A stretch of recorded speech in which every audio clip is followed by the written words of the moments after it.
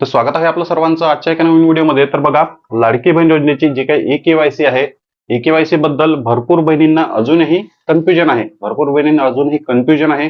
काही बहिणींची ई-केवायसी पूर्ण झाली नाही, तर काही बहिणींना स्टेटस पाहता येत नाही।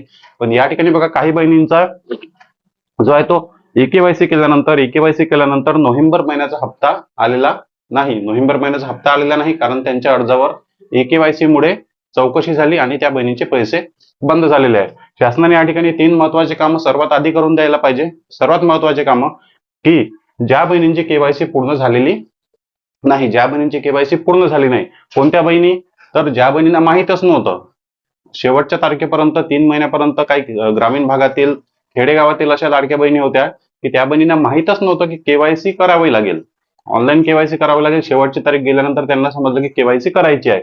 तर अशा बहिणींसाठी वेबसाईटवर पुन्हा एकदा केवायसीचा ऑप्शन शासनाने उपलब्ध करून द्यायला पाहिजे।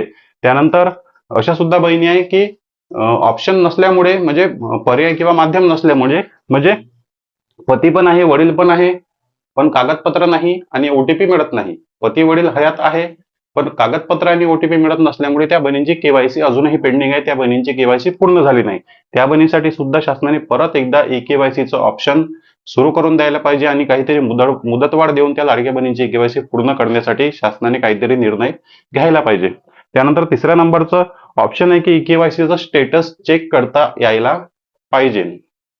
ई-केवायसीचं स्टेटस चेक करता यायला पाहिजे, कारण ई-केवायसी पूर्ण झाल्यानंतर आता जेव्हा चौकशी व्हायला सुरुवात होत आहे, तर जेव्हा ज्या बहिणींना नोव्हेंबर महिन्याचा हप्ता आला नाही, भरपूर अशा बहिणी आहे की नोव्हेंबर महिन्याचे 1500 रुपये आले नाही आणि त्यानंतर त्या बहिणी जेव्हा महिला व बालविकास विभाग कार्यालयामध्ये जाऊन जे आहे ते चेक करतात, तर त्यांना सांगितलं जाते की तुमचं ई-केवायसी मुळे हप्ता बंद झाला, ई-केवायसी मुळे तुमचं अर्ज रद्द झाला, तुमची ई-केवायसी रिजेक्ट झाली।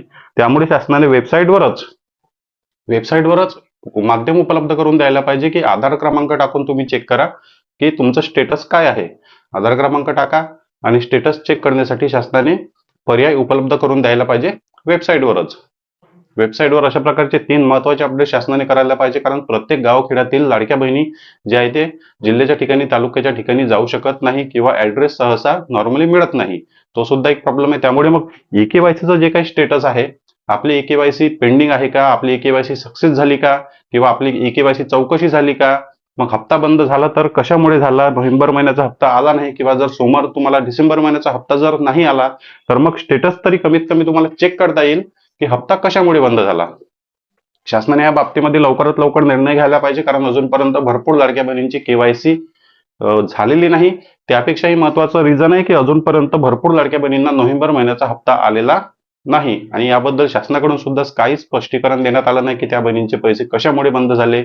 तिथे गेल्यानंतर, महिला व बालविकास विभाग कार्यालयामध्ये गेल्यानंतर त्यांना सांगितलं जाते की ई-केवायसी तुमची रिजेक्ट झालेली आहे, ई-केवायसी वर चौकशी झाली त्यामुळे तुमची ई-केवायसी रिजेक्ट झाली, हे कारण त्यांना सांगितले जाते। त्यामुळे आपल्याला आता क्लिअर झालेलं आहे की ई-केवायसीची चौकशी सुरू आहे। त्यामुळे शासनाने स्टेटस चेक करण्यासाठी माध्यम द्यायला पाहिजे, म्हणजे लाडक्या बहिणी घरीच त्यांचा आधार क्रमांक टाकून चेक करतील की त्यांचा अर्ज पात्र आहे की अपात्र आहे, केवायसी रद्द झाली की एक्सेप्ट झाली की ऍक्टिव्हच आहे, की अजूनपर्यंत चौकशी सुरू झालीच नाही।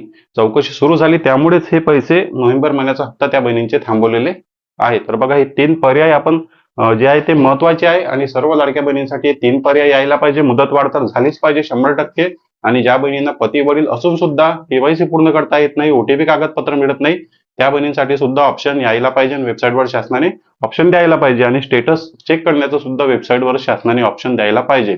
तर बघा, ही महत्वाची अपडेट। तुम्हाला याबद्दल काय वाटते? तुम्हाला या सर्व गोष्टींची गरज आहे का, आणि तुमच्यापैकी कोणत्या बहिणींची केवायसी अजूनपर्यंत बाकी आहे आणि नोव्हेंबर महिन्याचा हप्ता आलेला नाही, त्या बहिणींनी कमेंट बॉक्समध्ये नक्की सांगा। चॅनलवर नवीन असाल तर व्हिडिओला लाईक आणि चॅनलला सबस्क्राईब नक्की करा। भेटूया नेक्स्ट व्हिडिओमध्ये। धन्यवाद।